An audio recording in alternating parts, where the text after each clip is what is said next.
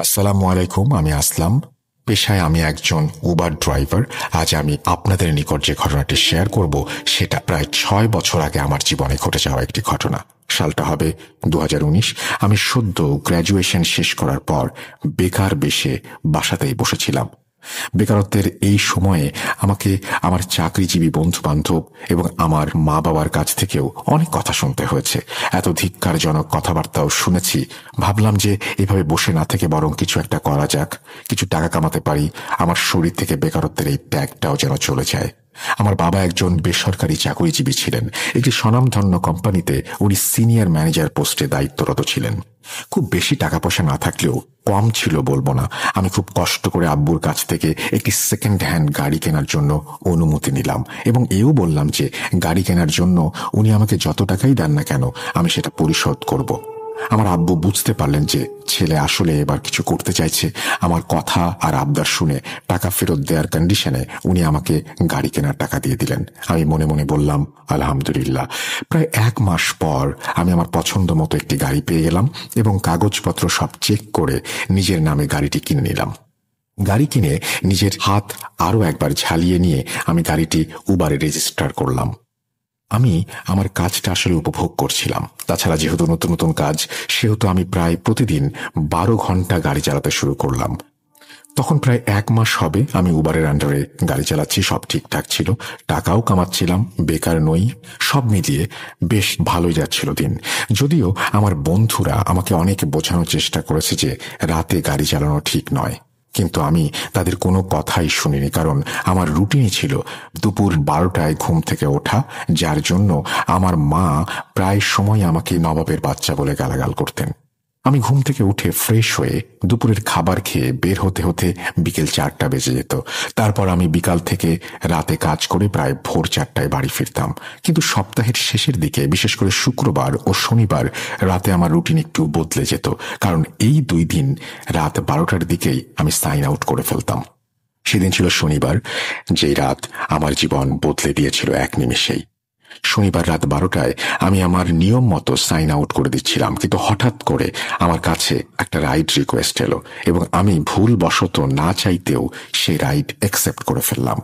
এই সময়ে এই রাইড অ্যাকসেপ্ট করার জন্য আমি আফসোসও করেছিলাম, কিন্তু যদি আমি এই রাইডটি ক্যান্সেল করতাম তাহলে আমার রেটিং খারাপ হয়ে যেত।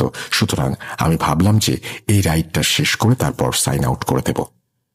যখন আমি প্যাসেঞ্জার পিক আপ পয়েন্টে পৌঁছালাম তখন দেখলাম একজন বৃদ্ধ মানুষ ঘর থেকে বের হয়ে এসে গাড়ির দরজা খুলে আমার পাশে এসে বসে গেলেন। ওনার চেহারা দেখে ওনাকে বেশ চিন্তিতই লাগছিল আমার কাছে। আমি ওনার কাছে জানতে চাইলাম যে ওনার সাথে আর কেউ আছে কিনা। যেহেতু উনি ফ্রন্ট সিটে বসেছেন আমার সাথে, উনি মাথা ঝাঁকিয়ে উত্তর দিলেন, হ্যাঁ আছে। আমি অপেক্ষা করতে লাগলাম। কয়েক মিনিট পর একজন মহিলার সাথে একজন যুবতী মেয়ে গাড়ির পাশে এসে দাঁড়ালো। ফ্রন্ট সিটে সেই বৃদ্ধ ব্যক্তিটিকে দেখে ওনারা দুইজন এসে গাড়ির পেছনের দরজা খুলে ভেতরে বসে গেলেন। ওনারা বসার পরপরই আমার গাড়িটা যেন ওনাদের ভারে একেবারে নিচে বসে গেল। আশ্চর্য, এমন তো কখনো হয়নি। ওনারা তো এত হেলদিও নন, তাহলে গাড়ির এই অবস্থা কেন? যাই হোক, 7-5 ভাবলাম না, কিন্তু ওনারা গাড়ির পেছনে এমন ভাবে বসে গেলেন যেন ওনাদের খুব তাড়া। ওনাদের কিছু জিজ্ঞেস করলেও ওনারা উত্তর দিচ্ছিলেন না। আমি মনে মনে ভাবলাম, এ এক বিপদে পড়লাম আল্লাহ। আমি লুকিং গ্লাসে পেছনের দিকে নজর দিয়ে দেখলাম যে সেখানে শুধু একজন যুবতী মেয়ে বসে আছে, যাকে দেখে খুবই দুর্বল মনে হচ্ছে। মেয়েটির পাশে একজন মহিলা, যার অবস্থা দেখেও মেয়েটির মতোই মনে হচ্ছিল, খুব টায়ার্ড। এমন অবস্থায় আমি কখনো সামনে বসা আঙ্কেলকে দেখছিলাম, আবার কখনো পাশে বসা মহিলাটিকে। আমি একদমই বুঝতে পারছিলাম না আসলে কি হচ্ছে, ওনাদের এমন বেহাল দশাই বা কেন। আমার উবার ড্রাইভিং ক্যারিয়ারে এমন অদ্ভুত প্যাসেঞ্জার আমি আগে কখনো পাইনি। অগত্যা আমি বিসমিল্লাহ পড়ে প্রথমে গাড়ির ডোর লক করে স্টার্ট দিলাম। গাড়ি স্টার্ট হলেও গিয়ার অনুযায়ী যেমন স্পিড থাকার কথা সেটা পাচ্ছিলাম না। মনে হচ্ছিল যেন রিক্সা আমার গাড়িকে খুব সহজেই অতিক্রম করে চলে যাবে। প্রথমে আমার মাথায় এটাই আসছিল যে হয়তো গাড়িতে কোনো মেকানিক্যাল বা কোনো ধরনের কোনো ঝামেলা রয়েছে, অথবা অন্য যে কোনো ধরনের সমস্যা হয়তো হয়েছে। আমি খুবই কষ্টে গাড়িটা এক্সিলারেট করছিলাম। আমার গাড়িটা সেকেন্ড হ্যান্ড হলেও একদম নতুনই ছিল বলতে গেলে, এবং আমি এটা কেনার পরে ভালোভাবে সার্ভিসিং করিয়ে নিয়েছিলাম। আমি একদমই বুঝতে পারছিলাম না এই মুহূর্তে আমার সাথে কি ঘটছে। আমার পাশে থাকা আঙ্কেল, তিনি হয়তো আমার সমস্যাটা বুঝতে পেরেছিলেন। উনি বারবার পেছনের মেয়েটির দিকে তাকাচ্ছিলেন। উনি কি আমার সমস্যা বুঝেছিলেন নাকি মেয়েটার, আল্লাহ মালুম।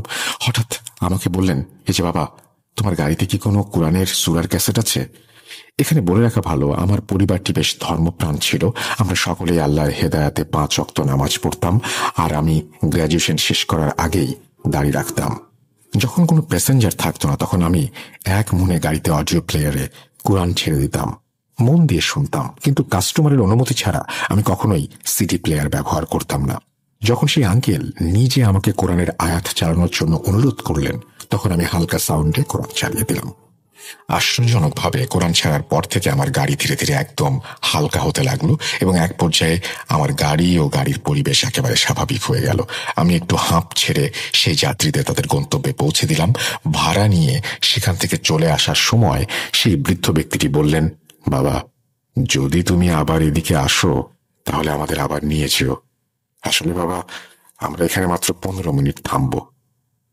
আমি কিছুক্ষণ ভাবলাম, যেহেতু আমার বাড়ি যাবার রাস্তায় তাদের বাড়িটিও পড়ে, সেহেতু 15 মিনিট থামাই যায়, মাত্র 15 মিনিটের ব্যাপার, তাহলে ওনাদের নিয়ে যাওয়া যায়, ফেরার সময় পেট্রোলও নিতে পারবো। আমি ওনাদের বললাম, জি আঙ্কেল, আমি অপেক্ষা করছি। আমার কথা শুনে বৃদ্ধ লোকটি আমার মাথায় হাত বুলিয়ে দিলেন এবং ওনাদের 3 জন একটা মাদ্রাসার ভেতরে চলে গেলেন। আমি অপেক্ষা করতে লাগলাম। 15-20 মিনিট পর ওনারা বের হয়ে এলেন। ওনাদের গাড়িতে তুলে আমি ওনাদের বাড়িতে নামিয়ে দিতে গেলে সেই বৃদ্ধ ব্যক্তিটি বললেন, বাবা, যদি কিছু মনে না করো তবে আমি তোমার গাড়িটিকে প্রাইভেটলি রেন্ট করতে পারি? আমি বললাম, জি অবশ্যই পারেন। তখন উনি বললেন, ঠিক আছে বাবা, তুমি কাল রাত 8টায় আবার আমাদের বাসায় আসবে। আমাদের রুট সেম থাকবে, মানে এই মাদ্রাসায় গিয়ে আবার ফিরে আসা। আর তোমার যে বিল হয়েছে বা যা হবে তার দ্বিগুণ আমি তোমাকে দেব। আমি ওনার কথায় রাজি হয়ে গেলাম এবং পরের রাতের জন্য ওনাদের প্রাইভেট ড্রাইভার হয়ে গেলাম। পরদিন রাত ঠিক 8টায় আমি ওনাদের বাড়ির সামনে পৌঁছে গেলাম। ওনাদের 3 জন মিলে গাড়িতে উঠে বসে পড়লেন, আর যেমন প্রথমবার হয়েছিল আবারও তেমন শুরু হলো। আমার গাড়ি আবারও কোনো এক অজানা ভারের কারণে নিচে বসে গেছে। সেই বৃদ্ধ লোকটি এবার গাড়ির অডিও সিস্টেমে নিজেই কোরআন ছাড়লেন। উনি কোরআন ছাড়ার পর আগের দিনের মতো গাড়ি ধীরে ধীরে স্বাভাবিক হয়ে এলো। আমার মনের কৌতূহল থাকলেও কোনো জাদু বা জিনের বিষয়ে কোনো ভাবনাই ছিল না, বরং আমি ভাবছিলাম যে কোনো কারণে হয়তো আমার গাড়ির কোনো সমস্যা হচ্ছে, মেকানিক দেখালেই ঠিক হয়ে যাবে। আর আঙ্কেল যিনি কোরআন শুনছিলেন ওনাকে দেখে আমি ভাবছিলাম বৃদ্ধ লোকেরা হয়তো আল্লাহর রাস্তায় থাকতে চায়, তাই কোরআন শুনছেন, আর তারা এমনিতেই এটা শুনতে পারেন, কোনো অস্বাভাবিক কিছু না। যাই হোক, এরপর আমি ওনাদের আগের রাতের মতো মাদ্রাসায় নামিয়ে দিলাম এবং বাইরে অপেক্ষা করতে লাগলাম। সেদিন ওনাদের প্রায় আধা ঘন্টা সময় লাগলো। মাদ্রাসা থেকে বের হয়ে এসে ওনারা গাড়িতে বসলেন। যেমন আমি আপনাকে আগেই বলেছি, আমার পরিবার খুব ধর্মপ্রাণ ছিল, তাই আমি চেষ্টা করতাম কোনো মহিলার দিকে না তাকাতে। যদি ভুলবশত কখনো চোখ পড়তো তাহলে সেটা আল্লাহ আমাকে যেন মাফ করে দিয়ে থাকেন সেই জন্য প্রার্থনা করতাম। কিন্তু আমি কখনো ইচ্ছা করে কোনো মহিলার দিকে তাকাইনি। কিন্তু যখন ওনাদের 3 জন গাড়িতে এসে বসলেন তখন ওনাদের হাতের দিকে চোখ পড়ল। ওপর দিকে তাকাতেই আমার চোখ সেই মেয়েটির ওপরে পড়ল। তার চোখগুলো এত বেশি জলজল করছিল, মনে হচ্ছিল যেন তার চোখে আমি আগুন দেখেছি। আমি তাড়াতাড়ি চোখ নামিয়ে নিলাম, কারণ তার চোখের তাপ আমি সহ্য করতে পারছিলাম না। কিন্তু পথিমধ্যে আমি না চাইতেও আয়নাতে বারবার তাকে দেখছিলাম। আমি যখনই তাকে দেখছি সে যেন বারবার আমার দিকে তাকাচ্ছে। তার মুখে রাগ স্পষ্ট এবং সে এমনভাবে আমার দিকে তাকাচ্ছিল যেন মনে হচ্ছিল আমাকে সে জীবন্ত কবর দেবে। সেদিনের যাত্রাটা আমার জন্য খুবই কষ্টকর ছিল। আমি দ্রুত গাড়ি চালিয়ে ওনাদের বাড়িতে পৌঁছে দিলাম। আমি যখন গাড়ি থামালাম তখন বৃদ্ধ দম্পতি 2 জন গাড়ি থেকে নেমে আসলেন, কিন্তু সেই মেয়েটা তখনও গাড়িতেই বসেছিল। প্রথমে যে চিত্র আমার মনে এসেছিল মেয়েটির সম্পর্কে, যেমন তার চোখের আগুন, সেটা তখনও তার চোখে বিদ্যমান। তাকে দেখে এমন মানসিকভাবে অস্থিতিশীল মানুষ মনে হচ্ছিল আমার। ওকে দেখে মনে হচ্ছিল সম্ভবত কিছুক্ষণ পরেই তাকে ডাক্তার দেখানোর জন্য যেতে হবে। মেয়েটি গাড়িতে বসে আছে দেখে প্রথমে সেই বৃদ্ধ দম্পতি চেষ্টা করেছিলেন তাকে গাড়ি থেকে নামানোর, কিন্তু মেয়েটা কোনোভাবেই নামছিল না। বৃদ্ধা মহিলাটি ভেতর থেকে একজন গৃহ পরিচারিকাকে ডেকে আনলেন। উনি এসে মেয়েটিকে জোর করে গাড়ি থেকে টেনে নামিয়ে এলেন। মেয়েটি সেই গৃহ পরিচারিকার সাথে ভেতরে যাচ্ছিল। তখনও তার চোখ আমার ওপরেই ছিল এবং সে আমাকে অবিরত পর্যবেক্ষণ করছিল। আমি ভাবতে লাগলাম, এ কি আজব পরিবার রে বাবা। যাই হোক, সেদিনের মতো বাড়ি ফিরে গেলাম। পরের দিন সন্ধ্যা 6টা। সেদিন বৃদ্ধ ব্যক্তিটি আমাকে ফোন করে বললেন, বাবা, আজকে তোমাকে আরো একবার একটু আসতে হবে, যদি পারো তাহলে এই 8টার মধ্যে চলে এসো বাসার নিচে। আমি এবার মনে মনে ঠিক করে নিয়েছিলাম যে এখন থেকে এই লোকদের আর রাইড দেব না। কিন্তু ওই বৃদ্ধ ব্যক্তির কথাটায় এমন অদ্ভুত রকমের একটা মায়া ছিল, এবং যেভাবে উনি অনুরোধ করেছিলেন আমি চাইলেও ওনাকে না বলতে পারিনি। আমি ঠিক 8টার সময় ওনাদের বাসার সামনে পৌঁছে গেলাম। আজ ওনাদের গাড়িতে বসার আগেই আমি কোরআন চালু করে দিয়েছিলাম। 2-3 মিনিট পর আমি ওনাদের বাড়ি থেকে বের হতে দেখলাম। ওনাদের 3জন গাড়িতে এসে বসলেন, আর আমি ড্রাইভ করে সেই মাদ্রাসার উদ্দেশ্যে বেরিয়ে পড়লাম। আমি আজ কিছুটা অবাক হলাম যে আজ গাড়িতে মানুষ সেই আমরাই। আমি গাড়ি সার্ভিসিং করাইনি, কিন্তু আজ আমার গাড়িটি নিচে বসে পড়েনি, ভারীও হয়নি, একদম ঠিকঠাক। আমি আমার মতো করে গাড়ি চালাচ্ছিলাম। তখন আমার নজর সেই মেয়েটির দিকে যায়নি। হঠাৎ লুকিং গ্লাসে চোখ পড়তে আমি দেখলাম সেই মেয়েটি জানালার বাইরে তাকিয়ে আছে। আমি আমার চোখ সরিয়ে নিয়ে ড্রাইভিং এর দিকে মনোযোগ দিলাম। যথারীতি সময় মতো আমার গাড়ি মাদ্রাসায় এসে দাঁড়ালো। আমি ওনাদের মাদ্রাসার সামনে নামিয়ে একটু বিশ্রাম নেয়ার জন্য গাড়ির পেছনের সিটে শুয়ে পড়লাম। হঠাৎ আমার গায়ে একটা আঁচড় লাগার ফলে চোখ খুলে গেল। আমি যখন উঠে বসলাম তখন দেখলাম কালো রঙের একটি বেড়াল আমার গাড়ির ভেতরে বসে আছে। আমি যখন চোখের দিকে তাকালাম তখন সেখানে শুধু পুতুলের মতো সাদা অংশ ছাড়া আর কোনো কিছু দেখতে পেলাম না। আমি বিড়ালটাকে অনেকবার সরানোর চেষ্টা করলাম, কিন্তু কোনোভাবেই সে সরছিল না। কিছুক্ষণ পর সে নিজেই ঘুরে ঘুরে গাড়ির ভেতর থেকে বেরিয়ে চলে গেল। আমি যতদূর তাকে যেতে দেখেছিলাম সে যেন আমার দিকেই তাকিয়েছিল। আমি বিড়ালটাকে এতই মগ্ন দেখেছিলাম যে আমার মোবাইলে অ্যালার্ম বাজার আওয়াজে আমি চমকে গেলাম। যখন আমি বুঝলাম যে এটা আসলে অ্যালার্ম, তখন আমি অ্যালার্ম বন্ধ করে বাইরের দিকে তাকালাম আর দেখলাম ওনাদের 3জন লোক বাইরে দাঁড়িয়ে আছে। ওনাদের দেখে আমি খুব দ্রুত দরজা খুলে গাড়িতে উঠে বসলাম এবং ফিরে যাওয়ার জন্য ইঞ্জিন স্টার্ট করলাম। ড্রাইভিং করার সময় এবার আমার চোখ মেয়েটার উপরে পড়ল। তখন দেখলাম সে পেছনের সিটে মাথা হেলিয়ে দিয়ে ঘুমিয়ে পড়েছে। মেয়েটার এই অবস্থা দেখে আমি আল্লাহর কাছে শুকরিয়া আদায় করলাম, কারণ যদি তার অবস্থা গতকালের মতো হতো তাহলে তো আমি একদমই গাড়ি চালাতে পারতাম না। সেদিন আর কোনো ঝামেলাই হলো না। এরপর আমি ওনাদের বাড়িতে নামিয়ে দিলাম, আর আমি নিজের চিরপরিচিত কাজ অর্থাৎ নতুন প্যাসেঞ্জারের জন্য অপেক্ষা করতে থাকলাম। যাবার আগে সেই বৃদ্ধ ব্যক্তিটি আমাকে আবার পরের দিন আসার জন্য বললেন। পরের দিন সময় মতো আমি ওনাদের বাড়িতে পৌঁছালাম এবং এরপর সবকিছু আগের দিনের মতোই ছিল। আমি ওনাদের মাদ্রাসায় নামিয়ে দিলাম এবং গাড়িতে বসে চিন্তা করছিলাম আজ একবার ভেতরে গিয়ে দেখি না ওনারা আসলে করেনটা কি। যেই ভাবা সেই কাজ। আমি মাদ্রাসার ভেতরে ঢুকে পড়লাম। তখন সেখানে কিছু মাদ্রাসার ছাত্র এবং খাদেম ঘুরছিলেন। আমি ওনাদের কাছে সেই বৃদ্ধ ব্যক্তির এবং তার পরিবারের সম্পর্কে জানতে চাইলাম। ওনাদের জিজ্ঞাসা করতে ওনারা কিছু না বলেই একটা ঘরের দিকে ইশারা করলেন। তারপর আমি আস্তে আস্তে সেই ঘরের দিকে এগিয়ে গেলাম এবং ঘরের দরজা খুলে ভেতরে প্রবেশ করলাম, এবং যে দৃশ্য দেখলাম সেটা ছিল সেই মেয়েটি 3জন লোকের হাতে পড়ে আছে এবং একজন আলেম তাকে পাইপ দিয়ে সজোরে আঘাত করছে। এটা ছিল একটা রাবারের খুবই মোটা পাইপ, যা সাধারণত আমাদের বাড়িতে ব্যবহার করা হয়। আলেম সাহেব এত জোরে মেয়েটির কোমরে আঘাত করছিলেন যে মেয়েটার চিৎকারের আওয়াজ সারা ঘরে প্রতিধ্বনিত হচ্ছিল। হঠাৎ দেখতে পেলাম মেয়েটার ঠোঁটে এক বিন্দু হাসি, আর মেয়েটি আলেম সাহেবের সামনে বসে পুরুষের আওয়াজে হাসছিল এবং আলেম সাহেবকে মা বাবা তুলে গালাগালি করছিল, যা আমরা অনেক ছেলেরা কখনো শুনিনি। তারপর সেই মেয়ে 3জন শক্তিশালী লোককে জোরে ধাক্কা দিল এবং আলেম সাহেবের ওপর উঠে বসে গলা চেপে ধরল। আমার অবস্থা এমন ছিল যে এই দৃশ্য দেখে আমার শরীর যেন কাঁপছিল। ধস্তাধস্তি করে সেই 3জন ব্যক্তি আবার উঠে দাঁড়ালেন এবং আমাকে দেখে ওনারা সাহায্যের জন্য আমাকে ডাকলেন। আমি কখনোই কল্পনা করতে পারিনি যে আমি কোনো বেগানা নারীকে স্পর্শ করব, কিন্তু পরিস্থিতি এমন ছিল যে আমি সবকিছুই ভুলে গিয়েছিলাম। আমি সেই 3জন ব্যক্তির সাথে মেয়েটাকে আলেম সাহেবের ওপর থেকে সরানোর চেষ্টা করলাম এবং অনেক কষ্ট করে তাকে আলেম সাহেবের ওপর থেকে সরিয়ে মাটিতে শুইয়ে দিলাম। সে এত জোরে আমার হাত থেকে মুক্তি পাওয়ার জন্য চেষ্টা করছিল যে আমাদের তাকে নিয়ন্ত্রণ করা কঠিন হয়ে পড়ছিল। এমন ঘটনা নিজের চোখের সামনে দেখে আমার মাথা ঘুরছিল। যারা আগে থেকেই এই ঘরটিতে ছিল তারা এই দৃশ্য প্রতিদিনই দেখেন, কিন্তু আমার জন্য এটা একদম নতুন। আমি যেন ভয় পেয়ে নিজেকে সামলাতেই পারছিলাম না। আলেম সাহেব উঠে গিয়ে ওনার হাতে থাকা পানির বোতল থেকে মেয়েটার শরীরে পানি মারতে লাগলেন আর সেই রাবারের পাইপটা দিয়ে তার কোমরে আঘাত করতে লাগলেন। কয়েক মিনিট পরে সেই মেয়েটির হুঁশ ফেরে এবং পুরোপুরি স্বাভাবিক হতে শুরু করে।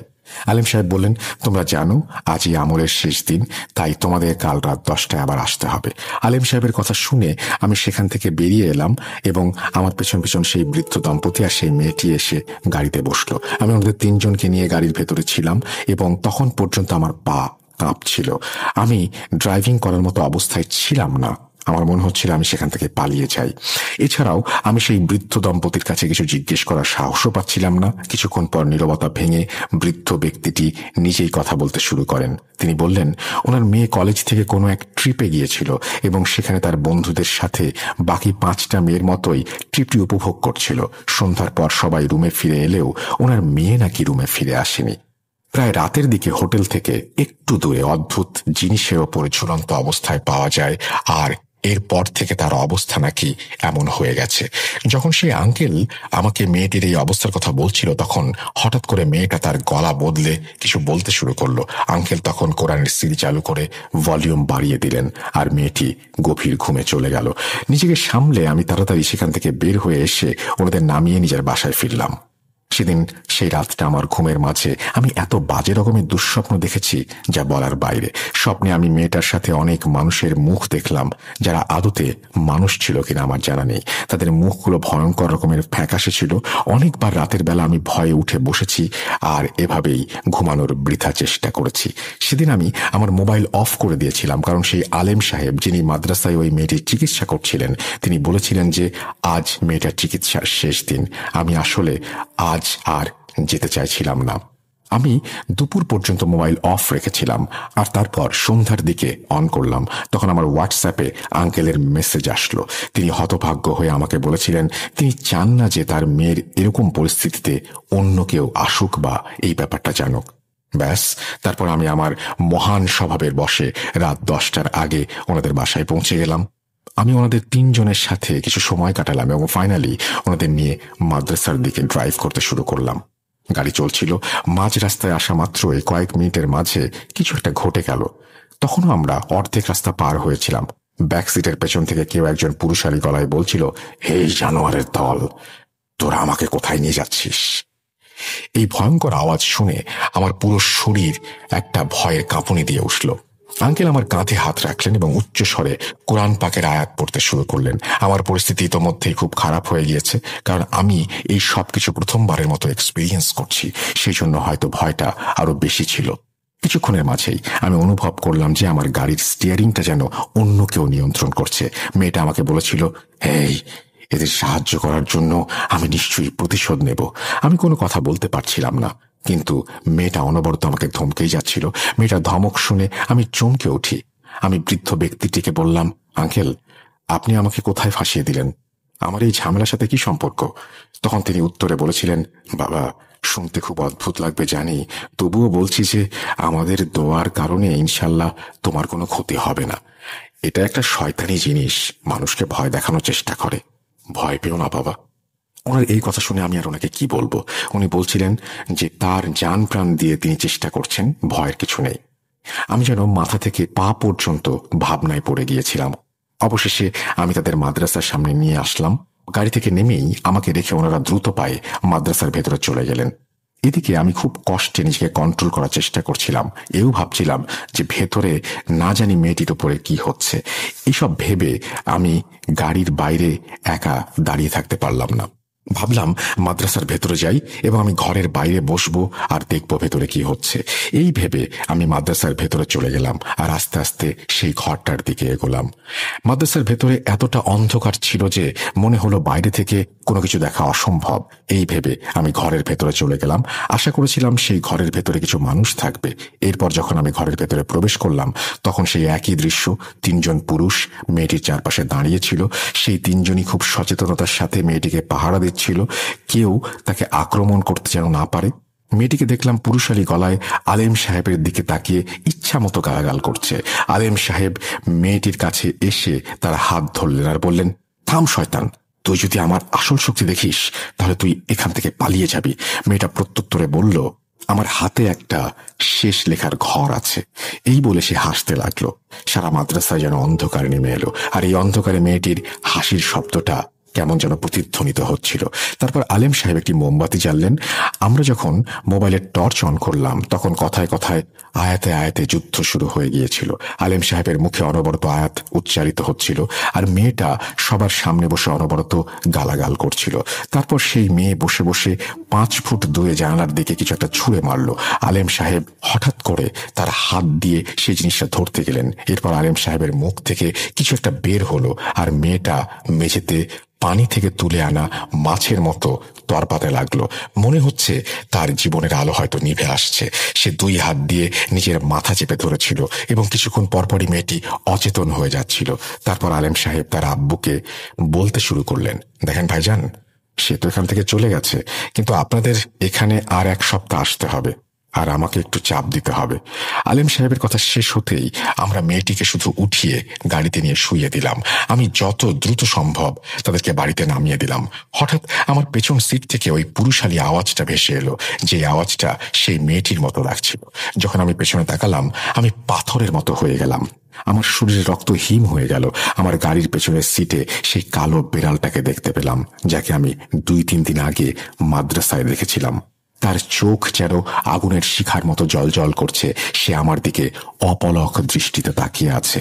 তারপর হঠাৎ একটা বড় আওয়াজ শোনা গেল, আর আমি যখন চোখ খুললাম তখন আমি হাসপাতালের বেডে শায়িত ছিলাম। আমার সামনে আমার পরিবার দাঁড়িয়ে ছিল, তার সঙ্গে সেই বৃদ্ধ ব্যক্তিটিও। নিজেকে এভাবে হাসপাতালে আবিষ্কার করে আমি রীতিমতো অবাক হয়ে গিয়েছিলাম। আমি আমার মাথায় প্রচন্ড প্রেসার দিয়ে ভাবছিলাম আসলে কি ঘটেছিল আমার সাথে, আমি হাসপাতালে কেন। এরপর আমি আমার পরিবারের কাছ থেকে জানতে পারলাম আমার হাসপাতালে আসার কারণ। আমার আব্বু আম্মু আমাকে বললেন, বাবা, তোমার একটা খুব খারাপ অ্যাক্সিডেন্ট হয়েছে, তোমার গাড়ি একটা পিলারের সাথে টক্কর খেয়েছে। আলহামদুলিল্লাহ যে আল্লাহ তোমাকে প্রাণে বাঁচিয়ে দিয়েছেন। আমি আবার আমার স্মৃতিতে মনোনিবেশ করতে শুরু করলাম, কারণ শেষ যে জিনিসটা আমি মনে করতে পারছি সেটা ছিল একটা কালো বিড়াল যা আমার গাড়ির পেছনের সিটে বসেছিল। তারপর হঠাৎ একটা বড় আওয়াজ শুনলাম। আমি সেই আঙ্কেলের দিকে তাকালাম এবং জিজ্ঞেস করলাম, আপনি এখানে কিভাবে এলেন? তখন আমার পরিবার বলল যে এই আঙ্কেল আমাকে হাসপাতালে নিয়ে এসেছেন। আসলে যা ঘটেছিল সেটা হলো, যখন আমার গাড়ির অ্যাক্সিডেন্ট হয়েছিল তখন সেখানে অনেক লোক জড়ো হয়ে গিয়েছিল। যেহেতু আমার মোবাইলে উবারের অ্যাপ ছিল, সেহেতু আমার মোবাইল লক হয়নি। সেখানে উপস্থিত লোকেরা যখন আমার কল লিস্ট চেক করলেন তখন শেষ ডায়াল নম্বরটি ছিল হচ্ছে সেই বৃদ্ধের, এবং তাকে কল করা হয়েছিল।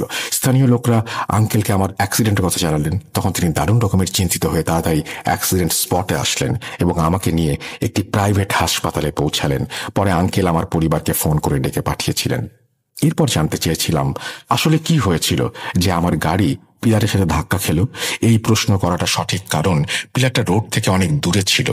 আমি আমার পরিবারকে 7-5 বুঝিয়ে দিলাম আর আপাতত বাড়ি চলে যেতে বললাম। আমার ছোট ভাই বাদে বাকি সবাই বাড়ি ফিরে গেল। এরপর যখন আমার পরিবার সেখান থেকে চলে গেল তখন সেই আঙ্কেল বাহানা করে আমার ছোট ভাইকে বাইরে পাঠিয়ে দিলেন এবং আমাকে জিজ্ঞেস করতে লাগলেন, বাবা, সত্যি কথাটা বলো তো আসলে কি হয়েছিল? আমি ওনাকে সেই বিড়ালের কথা জানালাম আর বললাম যে কাল রাতে আমার গাড়ির ভেতরে আমি বিড়ালটাকে দেখতে পেয়েছিলাম এবং নিয়ন্ত্রণ হারিয়ে ফেলেছিলাম তার পরপরই। আঙ্কেল আমার কথা শুনে অনেকটাই বিচলিত হয়ে পড়লেন এবং বেশ আস্তে করে বললেন, বাবা, এবার তোমার পেছনে চলে এসেছে। সেই সময় ডাক্তার এলেন এবং আমাকে পেইন কিলার দিলেন, আর অন্যান্য মেডিসিনের প্রভাবে আমি একেবারে পুরোপুরি তন্দ্রাচ্ছন্ন হয়ে যাচ্ছিলাম। আমি আঙ্কেলকে ডেকে বললাম, আপনি বাড়ি যান আঙ্কেল, কাল ইনশাল্লাহ ফোনে কথা হবে। আঙ্কেল চলে যাওয়ার পর আমার ছোট ভাই রুমে ঢুকে সোফায় বসে পড়ল। আমি কোথায় ছিলাম সেটা মনে করতে পারছিলাম না, কিন্তু খুব তাড়াতাড়ি একটা আওয়াজে আমি চমকে উঠলাম। দরজা খুলে দেখি ঘরে অন্ধকার, সোফা খালি পড়ে আছে। চারিদিকে তাকালাম কিন্তু ভাইকে কোথাও দেখতে পেলাম না। তখন দেখলাম আমার ঘরের দরজা খোলা আর সেখানে একটা ছেলে দাঁড়িয়ে আছে, যার অবয়ব আমি কেবল দেখতে পাচ্ছিলাম কারণ ঘরটি অন্ধকার ছিল। হঠাৎ তার মুখের দিকে তাকাতেই আমি দেখতে পেলাম তার চোখ দুটো জ্বলছে। আমার জবান একদম বন্ধ হয়ে গিয়েছিল। আমি শুধু তাকে দেখছিলাম, সে আমার দিকে তাকিয়েছিল। তার মুখের ভাব দেখে মনে হচ্ছিল সে খুব রেগে আছে। যদিও আমি তাকে শুধু দেখছিলাম, তবুও মনে হচ্ছিল যে এটা সেই ছেলে যে মেয়ের সঙ্গে ছিল, আর এদের সাহায্য করার জন্য এই হয়তো আমাকে হুমকি দিয়েছিল সে আমার উপরে প্রতিশোধ নেবে। আমি বুঝতে পারছিলাম না, আমার মাথায় শুধু একটা চিন্তাই আসছিল। তারপর হঠাৎ করে আমার জবান খুলে গেল। আমি চোখ বন্ধ করে অসহায়ের মতো কাঁদতে শুরু করলাম। যখন চিৎকার করতে করতে আমি বুঝতে পারলাম আমার ভাইয়ের আওয়াজ আমার কানে আসছে, ধীরে ধীরে আমার কানে শব্দ আসতে শুরু করলো। ভাইটা আমার দুশ্চিন্তা নিয়ে দাঁড়িয়েছিল। আমি চারিদিকে নজর বুলাচ্ছিলাম।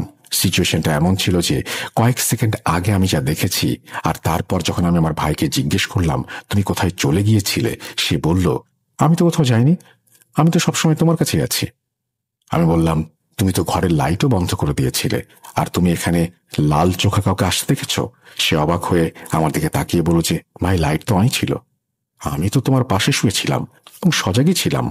এসব বলার পর সে আমাকে অনেক বোঝাতে চেষ্টা করলো, ভাই মনে হচ্ছে আপনি অদ্ভুত কোনো স্বপ্ন দেখছিলেন, কারণ কিছুক্ষণ আগে আপনি ঘুমের মধ্যেই হঠাৎ উঠে বসেছিলেন এবং দরজার দিকে তাকাচ্ছিলেন। আপনার মুখ দেখে মনে হচ্ছিল যেন আপনি কাউকে দেখছেন। আপনার চোখগুলো অল্প বন্ধ ছিল, কিন্তু তাও আপনি মনোযোগ দিয়ে কিছু একটা করছিলেন বা শুনছিলেন বা দেখছিলেন। আমার ভাইয়ের কথা শুনে আমার ইনসেপশন সিনেমার কথা মনে পড়ে গেল। যাই হোক, এখন বলছি পরের রাতের কথা। আমি সন্ধ্যায় দ্রুত ঘুমিয়ে পড়েছিলাম। রাত 11টায় যখন আমার চোখ খুলল, আমি দেখলাম আমার ভাই কাউকে খুঁজছে। সে কখনো পর্দার নিচে দেখছে, কখনো বিছানার নিচে। আমি ওকে জিজ্ঞেস করলাম, ভাই তুমি কাকে খুঁজছো? তখন সে বলল, একটা বেড়াল ঢুকে গেছে, আমি বারবার চেষ্টা করছি এটাকে বের করার, কিন্তু পাচ্ছি না। কি বেড়াল এটা? চোখগুলো কি অদ্ভুত। এইটুকু কথা বলার পরেই আমার মনে একটা প্রশ্ন আসলো। তারপর আমি ওর কাছে পরের প্রশ্নটা করলাম, যা শুনে সে ভীষণ ভয় পেয়ে গেল। আমি জিজ্ঞেস করলাম, তার চোখগুলো কি একদম সাদা ছিল? আমার ভাই উত্তর দিল, হ্যাঁ ভাই, তুমি তো ঘুমাচ্ছিলে, তুমি কি করে দেখলে? আমি আমার ভাইকে এরপর আর কিছু বললাম না, কিন্তু মনে মনে ভাবতে লাগলাম এটা আসলে অদ্ভুত ব্যাপার। তারপর আমি ওকে বললাম, ভাই তারা তোর পেছনেও এসে গেছে, এখন তুইও সাবধান থাকিস। আমার ভাই আমার কথার মানে বোঝেনি, সে ভাবলো এটা মেডিসিনের এফেক্ট, পাত্তা দিল না। এরপর থেকে আমার চোখে খুব অদ্ভুত অদ্ভুত স্বপ্ন আসতে শুরু করলো। তখন মনে হলো কেননা এই আঙ্কেলের কাছ থেকে পরামর্শ নেই। আমি সেই আঙ্কেলকে ফোন করলাম, কিন্তু তিনি তখনও সেই একই ভয়ে ছিলেন। যখন আমি ওনার খোঁজ খবর নিলাম, তিনি বললেন, বাবা আমার মেয়ের অবস্থা খুব খারাপ। আমি প্রশ্ন করলাম, কি হয়েছে? আঙ্কেল ফুঁপিয়ে ফুঁপিয়ে কাঁদছিলেন আর আমাকে বলছিলেন, বাবা ওরা এবার এসে গেছে। কথাটা শুনে আমার মাথা থেকে পা পর্যন্ত ঠান্ডা হয়ে গেল। আমি ওনাকে জিজ্ঞেস করলাম, তাহলে এখন আপনি কাকে চিকিৎসা করবেন? সে আঙ্কেল বললেন, সন্ধ্যায় ওই মাদ্রাসার আলেম সাহেব ওনাদের বাড়িতে আসছেন। আমি যদি চাই তবে যেন আমার ভাইকে নিয়ে তাদের বাড়িতে চলে যাই। আমিও আসলে জানতে চাচ্ছিলাম যে আমার অসুস্থ হবার কারণটা কি। ঠিক করলাম ভাইকে নিয়ে ওনাদের বাসায় যাব। এই ভেবে আমি আমার ভাই সন্ধ্যায় ওনার বাসায় পৌঁছালাম। ভেতরে গেলাম এবং সেই আলেম সাহেবকে দেখতে পেলাম। একটা জিনিস যা আমাকে খুব অবাক করেছিল, যে এত জোরে ওই মেয়েটিকে পাইপ দিয়ে মারত, যদি তার জায়গায় কোনো পুরুষও থাকতো হয়তো মারা যেত বা অজ্ঞান হয়ে যেত, কিন্তু সেই মেয়ের ওপর সেই পাইপের আঘাতের কোনো প্রভাবই পড়তো না। আরেকটা জিনিস যা আমি শুধু ওই দিনই অনুভব করলাম, যখন আমি ঘরের ভেতরে ঢুকলাম এবং ওই আলিম সাহেবকে দেখলাম, তখন আমার চোখে যেন রক্ত চলে এলো। আমার ইচ্ছে হলো আমি তার গলা কামড় দিয়ে ছিঁড়ে ফেলি। এরপর আমি আর মনে রাখতে পারিনি সে কি করেছিল। যখন আমার চোখ খুলল, তখন আমি সেই আঙ্কেলের বাড়িতে ছিলাম এবং তাদেরই বিছানায় শুয়েছিলাম। আমার পাশে আমার ছোট ভাই বসেছিল আর ওকে খুবই চিন্তিত মনে হচ্ছিল। আমি ওনাদের সবাইকে জিজ্ঞেস করতে লাগলাম, আমি এখানে এই বিছানায় কেন? আমি তো একটু আগে ওই ঘরে ছিলাম। তখন আঙ্কেল চোখ নিচু করে ফেললেন, কিন্তু ছোট ভাই যেটা বলছিল সেটা এমন। সে বলল, আমি যখনই ঘরে ঢুকলাম তখন আলেম সাহেব ওই মেয়েটিকে পাইপ দিয়ে আঘাত করছিলেন। আমি নাকি দৌড়ে আলেম সাহেবের সামনে গিয়ে পাইপটা তার হাত থেকে ছিনিয়ে নিলাম এবং সেই পাইপ দিয়ে আলেম সাহেবকে আঘাত করতে শুরু করলাম। আমার ভাইয়ের ভাষ্যমতে আলেম সাহেবকে মারার সময় নাকি আমার চোখ বন্ধ ছিল। এরপর আলেম সাহেব ওনার পাইপ আর ওনার লোকজনকে নিয়ে সেখান থেকে পালিয়ে গেলেন এবং যাওয়ার সময় বলে গেলেন, এটা আমার সাধ্যের বাইরে। যেন তিনি বলছেন, আমি কি আইনজীবী? আজ এই যে অঘটন ঘটল, এই সব কিছু আমি নাকি একাই করেছি। আমার একদম বিশ্বাস হচ্ছিল না। আমি কোন মুসিবতে ফেসে গেছি বুঝতে পারছিলাম না। আঙ্কেলকে দেখে খুবই খারাপ লাগছিল, কারণ উনি নিজেকে এর জন্য দোষী মনে করছিলেন। আর তারপর হঠাৎ কেন জানি না কোথা থেকে ওনার মেয়ে ঘরে ঢুকে পড়লো, পাগলের মতো হাসতে শুরু করলো। তারপর আমার দিকে তাকিয়ে সে বলল, দেখছিস আমরা তো বলেছিলাম ওকে সাহায্য না করতে। আর তার পর মুহূর্তে যা ঘটল, আঙ্কেল তার মেয়ের কাছে গেলেন আর মেয়ের গালে দুটো থাপ্পড় মারলেন। তাকে থাপ্পড় মারার পর তার চুল ধরে উঁচু গলায় আঙ্কেল বললেন, তোর যা কিছু আছে সেটা এই মেয়ের সঙ্গে আছে। ছেলেটাকে বিরক্ত করিস না, সে তো শুধু একটা ট্যাক্সি ড্রাইভার। সে আমাদের টাকা নিয়ে মাদ্রাসায় ড্রপ করতে গেছে। আঙ্কেলের এই আচরণ দেখে আমরা অবাক হয়েছিলাম। হতাশ হয়েছিলাম, কিন্তু হয়তো সেই শয়তান আঙ্কেলের এই আচরণ দেখে ভয় পেয়ে গিয়েছিল, কারণ সে ওনার দিকে ভীত চোখে তাকাচ্ছিল, যেন ওনাকে কিছুই করতে পারছে না। আমি ছোট ভাইয়ের দিকে তাকিয়ে বললাম, জলদি এখান থেকে বের হও। তারপর আমরা দ্রুত আব্বুর গাড়িতে বসে সেখান থেকে বের হয়ে গেলাম। এরপর যা ঘটল তা হলো, আল্লাহর কাছে যতই শুকরিয়া আদায় করি ততই কম হয়, কারণ এরপর কখনো আমার সঙ্গে এমন কিছু আর হয়নি। না কোনো স্বপ্ন দেখেছি, আর না কখনো ওই বিড়ালটি আমার চোখে পড়েছে। কিন্তু একটা বিষয় যে আমাকে আজও খুব দুঃখ দেয়, সেটা হলো আমার স্বার্থপরতা। কারণ এরপর আমি সেই আঙ্কেলের নাম্বারও ডিলিট করে দিয়েছি এবং তার সাথে সব রকম সম্পর্ক ছিন্ন করে ফেলেছি। কারণ আমার মনে হচ্ছিল, যদি আমি তার সাথে সম্পর্ক রাখি তাহলে আবার বিপদে পড়তে পারি। আর এরপর আমার ভাই, আমার পরিবারের যদি কিছু হয়, এই ভয়ে আমি স্বার্থপরতার আশ্রয় নিয়েছিলাম। কিন্তু তারপরেও আমি ওনাদের খোঁজ খবর নিতে কোভিডের পর ওনাদের ঠিকানায় গিয়ে জানতে পারি ওনারা কোভিডের আগেই নাকি বাসা বিক্রি করে কোথাও চলে গেছেন। ভাই, হতে পারে আপনাদের শোয়ের মাধ্যমে সে আঙ্কেলও হয়তো আজকে এই শোটি শুনছেন। আমি যা কিছু ওনাদের জন্য করতে পেরেছি সবকিছুই এক ধরনের নিয়তি থেকেই করেছি, কিন্তু যখন আমাকে আমার পরিবারের কথা ভাবতে হয়েছে তখন আমাকে পেছনে হটতে হয়েছে। কিন্তু ওনাদের পরিবার আজও আমার দোয়ায় সামিল। আপনাদের শোয়ের মাধ্যমে লিসনারদের অনুরোধ করব, মেয়েটির জন্য যেন তারা দোয়া করে। জানেন আরো বেশি দুঃখজনক কি, সেই মেয়েটি আসলে ওনাদের একমাত্র মেয়ে, মানে ওনাদের আর কোনো সন্তান নেই। আমি একটি বিশেষ কারণে এই ঘটনাটি আপনাদের সাথে শেয়ার করতে চাইছি ভাই। আসলে আমি আপনাদের কাছে একটি অনুরোধ করতে চাই, আপনারা সবাই ওনাদের পরিবারের জন্য দোয়া করতে ভুলবেন না। আসসালামু আলাইকুম। এই বলে সাবিত আলম ঘটনাটি পাঠিয়েছেন, যিনি তার ঘটনা শেষ করেছেন, এবং তারপরে তিনি বলছেন, এই ছিল আপনাদের জন্য সংগ্রহ করা আজকের ঘটনা। যদি এতটুকু ভালো লাগে আপনাদের প্রতি কৃতজ্ঞ থাকব। ধন্যবাদ সাবিত আলম আপনাকে এই চমৎকার ঘটনাটি শেয়ার করার জন্য। আশা করছি ঘটনাটি আপনাদের ভালো লেগেছে। আমরা চলে যাব আমাদের পরবর্তী ঘটনায়।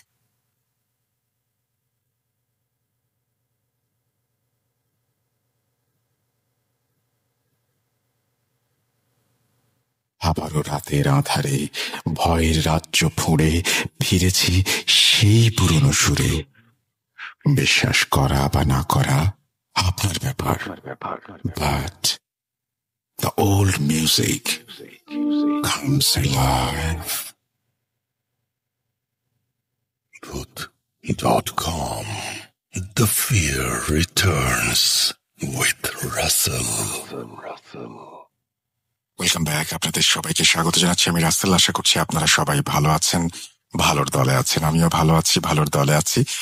আমরা কথা না বাড়িয়ে সরাসরি চলে যাব আমাদের আজকের প্রথম যে অডিও ক্লিপটি সেটিতে, এবং আশা করছি প্রথম থেকে শেষ পর্যন্ত আমাদের সঙ্গে থাকবেন। চলুন শুরু করা যাক।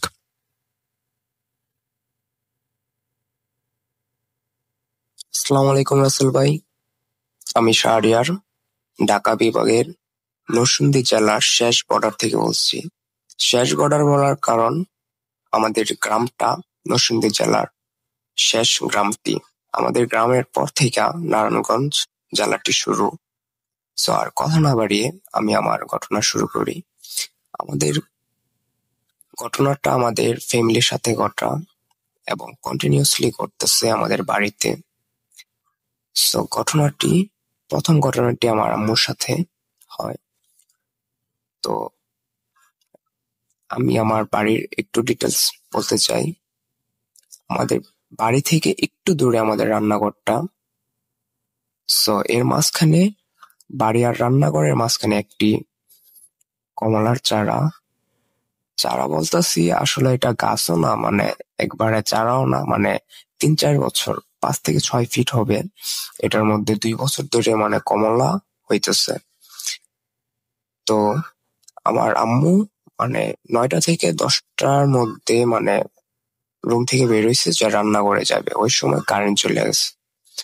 তো মোবাইলের লাইট জ্বালিয়ে মানে উনি বের হন।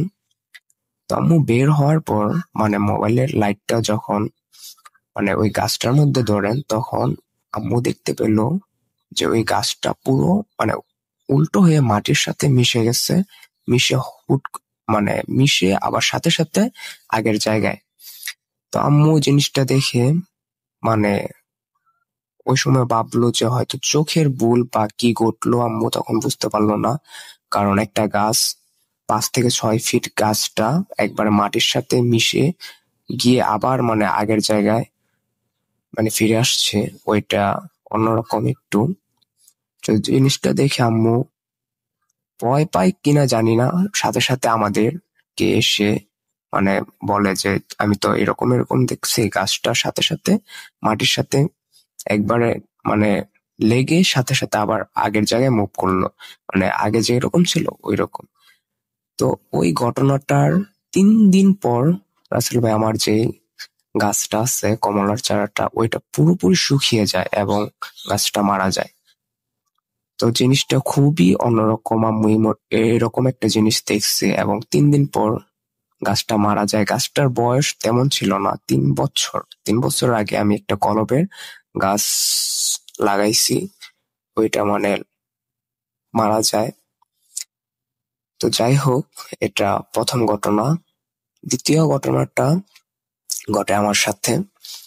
আমি মাগরিবের মানে আজানের 10 থেকে 12 মিনিট আগে ঘটনাটা ঘটে আমার সাথে। আমি তখন মানে শুয়েছিলাম সন্ধ্যাবেলা, শুয়ে শুয়ে মোবাইলে নাটক দেখতেছি। তো আমি যে রুমে শুয়েছিলাম ওই রুমের মানে পরের যে রুমটা আছে ওইটা আমার খাটের বরাবর, মানে খাটের ঠিক বরাবর ওই রুমের দরজাটা। সো আমি দেখলাম যে ওই রুমের দরজাটা হুট করে মানে একটু খুলে গেল। আমার রুমটা তখন মানে লাইট জ্বালানো ছিল না, ওই রুম পুরোপুরি অন্ধকার। সো আমি ভাবলাম হয়তো আমার আম্মু ওই রুমটা মানে খুলছে দরজাটা যে আমার বলার জন্য যে এখনো শুয়ে আছিস কেন, মানে নামাজ যা, এরকম বলে, সবসময় বলে। যদি মানে নামাজ না পড়া শুয়ে থাকি বা আজানের আগে শুয়ে থাকি, ওই সময় আম্মু মানে বলে। তো আমি ভাবলাম হয়তো আম্মু খুলছে দরজাটা, কিন্তু আমি ওইদিকে একটু মানে চেয়ে আবার আবার মোবাইলের দিকে মানে নাটক দেখতেছি। পরে হুট করে আবার দরজাটা বন্ধ হয়ে গেল। তো আমি কি মনে করে মানে আমার জিনিসটা অন্যরকম লাগলো যে আম্মু যদি খুলতো তাহলে আম্মু তো কিছু একটা বলতো আমারে। পরে আমি খাট থেকে নামলাম, নেমে কি জানি মনে করে আমি আমার মোবাইলের টর্চটা মানে জ্বালাইলাম। হয়তো আমার ওই সময় অনেক কেমন জানি ভয় ভয় লাগতেছে, কারণ আমি ওই রুমের জানালা আর দরজা ভিতর থেকে মানে লাগিয়ে এই রুমে আইসা মানে শুয়ে শুয়ে মোবাইল দেখতেছি। তো আমি টর্চটা জ্বালিয়ে আমার রুমের লাইট অন করলাম। ওই রুমে আমি গেলাম, গিয়ে দেখলাম ওই রুমের দরজা মানে ভিতর থেকে লাগানো, জানালাগুলো লাগানো, মানে বাতাসে যে দরজাটা মানে খুলবে আবার সাথে সাথে লেগে যাবে ওই রকম কিছুই না। পরে আমি জিনিসটা দেখে মানে আমি ওই সময় ভয়ই পাইলাম। ওইটা আমি আম্মুর সাথে সাথে জানাইলাম। পরে আম্মু মানে ওই ঘটনার পর থেকে মানে যে আমাদের ওই যে গাছটা পুরো মাটির সাথে লাগিয়ে গেছে, ওইটা মানে আম্মু বলার পর আমরা মানে কেউই তেমন একটা মানে বিশ্বাস করি নেই। বলছি যে তুমি ভুল দেখছো, গাছটা হয়তো অন্য কারণে মারা যেতে পারে এরকম। পর আম্মু বলতেছে যে দেখ, মানে তোরা তো আমার কথা বিশ্বাস করিস না, আমি যে বলছি বাড়ির মধ্যে মানে কিছু অদ্ভুত কিছু করতেছে। পরে ওইটা মানে আমার চোখের ভুল হতেই পারে না, কারণ আমি দেখলাম যে দরজাটা পুরো খুললো, ওই রুমে অন্ধকার ছিল ওইটাও আমি দেখছি। এবং 5 থেকে 6 সেকেন্ডের পর আবার দরজাটা মানে অটোমেটিক লেগে গেল। দরজাটা পুরোপুরি খোলে নাই, আবার মানে হালকা একটু খোলে নাই, মানে মাঝারি আকারের মানে খুলছে, মানে যেমন কেউ খুললে টাকার জন্য খুলে বা ইয়া করে ওই রকম। সো ওইটা দেখে আমি খুবই ভয় পাই। পর এরপর একটা মানে ভয়াবহ আমি স্বপ্ন দেখি। যাই হোক, স্বপ্নের কথা বলা ঠিক না।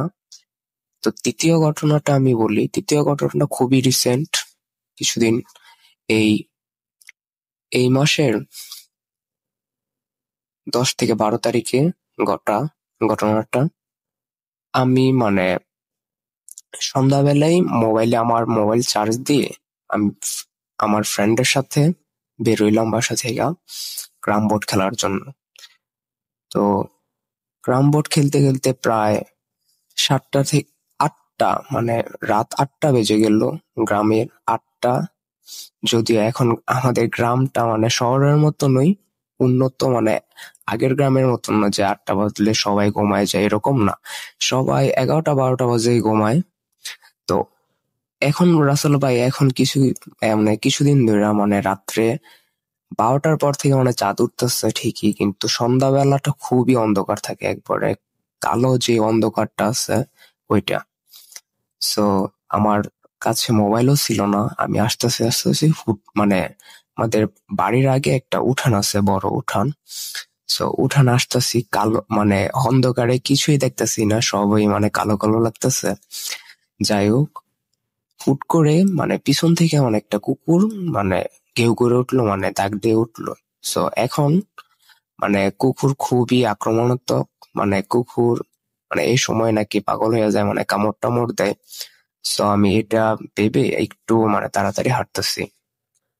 তাড়াতাড়ি হাঁটার সময় রাসেল ভাই, হুট করে মানে কি যেন মানে আমার কপালে এসে মানে বাড়ির মতো লাগলো, যে কিছু একটা আমার কপালের মধ্যে এসে মানে বাড়ি দিচ্ছে এরকম। সো আমি বুঝতে পারলাম না, আমি খুবই তাড়াহুড়া করে মানে রুমে চলে আসলাম, আম্মুরে দেখাইলাম যে দেখো তো আমার এখানে কি হয়েছে। পরে আম্মু দেখতেছে মানে জিনিসটা লাল হয়ে রয়েছে জায়গাটা। আমিও আয়নার মধ্যে খেয়াল করলাম খুবই লাল হয়ে গেছে। পরে একটু পরে জায়গাটা খুবই ফুলে গেল। সো এই ছিল রাসেল ভাই আমার সাথে অদ্ভুত কিছু ঘটনা আমাদের সাথে। So, কি বাড়ি দিল ভাই, কিসে বাড়ি দিল আমি কিছুই বলতে পারবো না, আমি কিছুই দেখলাম না। আর এমন না যে কেউ অন্য কোনো মানুষ এসে বাড়ি দিবে, কারণ উঠানটা খুবই বড় ছিল। যদি কোনো মানুষ যদি আইসা বাড়ি দিত বা বাড়ি দেওয়ার পরে দৌড়ে মানে চলেও যাইতো, আমি আওয়াজটা শুনতে পাইতাম, বাট আমি কিছুই শুনতে পাইনি। আমার কপালটা এখনো ফোলা আছে, আমি যে রেকর্ড করতেছি। এই ছিল রাসেল ভাই আমার সাথে, আমাদের ফ্যামিলির সাথে ঘটে যাওয়া কিছু ঘটনা। যদি ভালো লাগে তাহলে লিসেনদের শোনাবেন। আসসালামু আলাইকুম।